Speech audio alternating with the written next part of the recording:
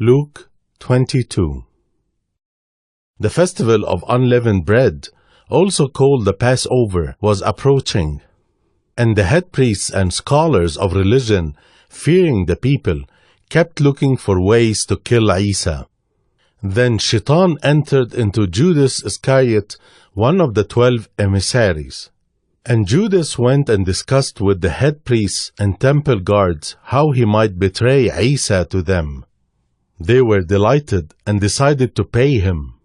So he agreed and began looking for an occasion apart from a crowd he could give them Isa. Then the festival of unleavened bread arrived, the day when the Passover lamb was to be sacrificed.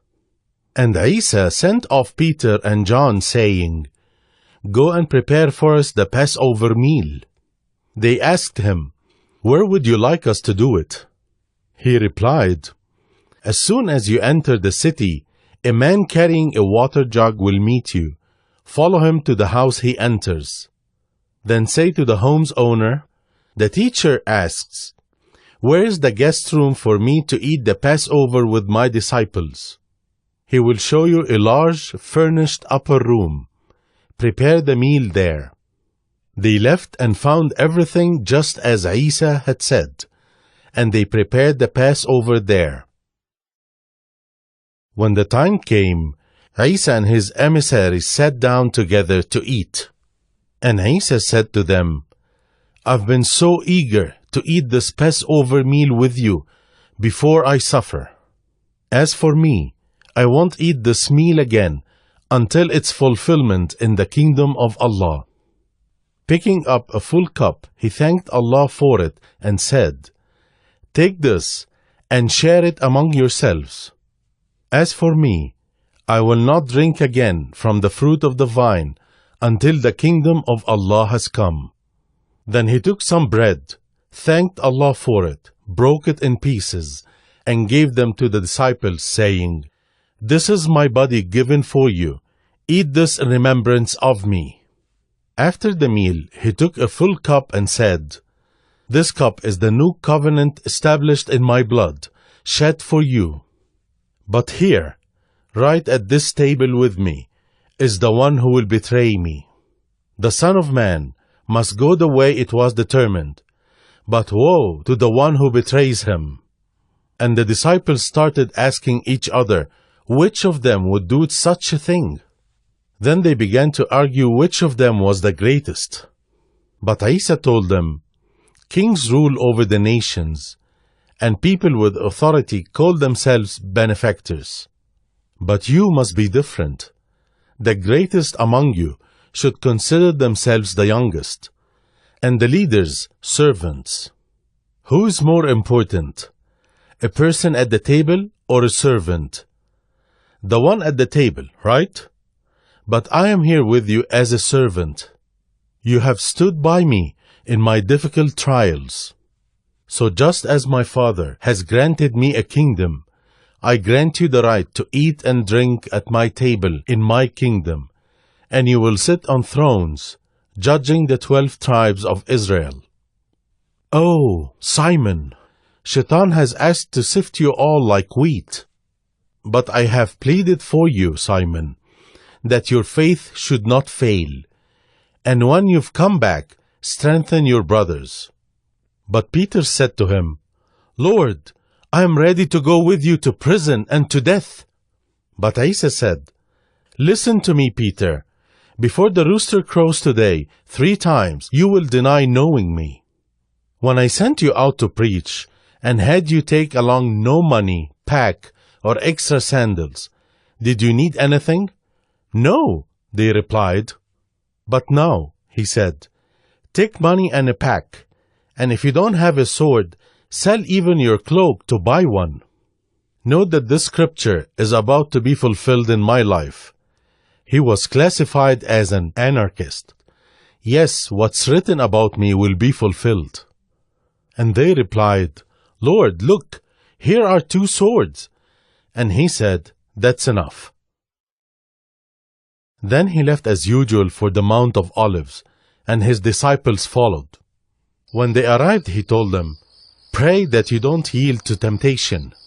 He went off about a stone's throw away and knelt in prayer, saying, "Father, if you're willing, remove this bitter cup from me, but may your will, not mine, be done."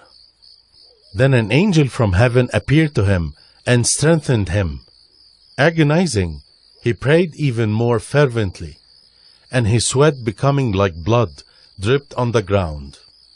Then he stood from prayer and went over to the disciples. He found them asleep, drained by grief. And he asked, "Why are you sleeping? Get up and pray so you won't yield to temptation."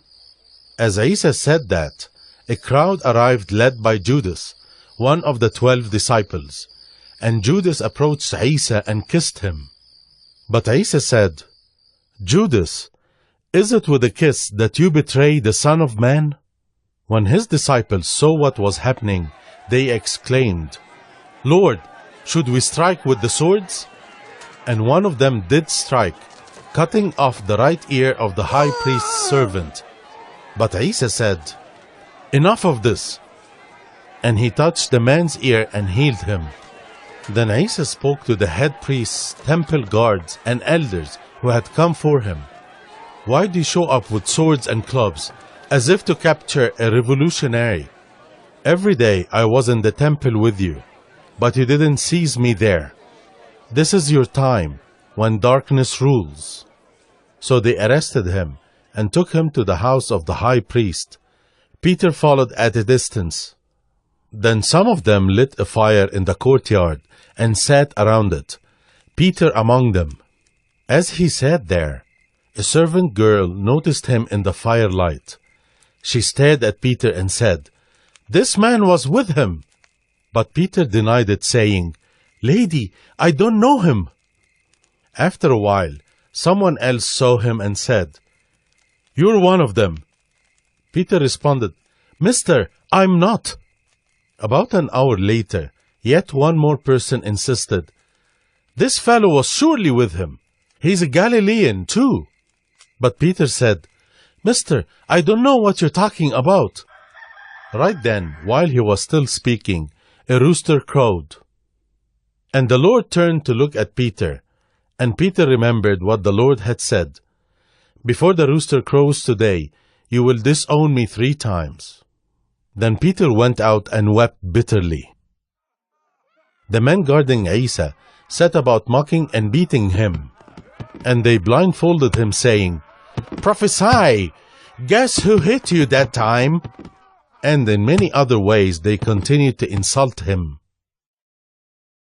At daybreak, the assembly of people's elders, head priests and scholars of religion, convened. Isa was led before this high council, and they demanded, "If you are al-Masih, tell us." But he replied, "If I tell you, you will never believe it. And if I ask you a question, you will never respond. But from now on, the Son of Man will be seated at the right of Allah Almighty." They all said, "So you are the Son of the Most High?" He replied to them, "You said it, I am." And they responded, "Why do we need other witnesses? We've heard it ourselves, straight from his own mouth."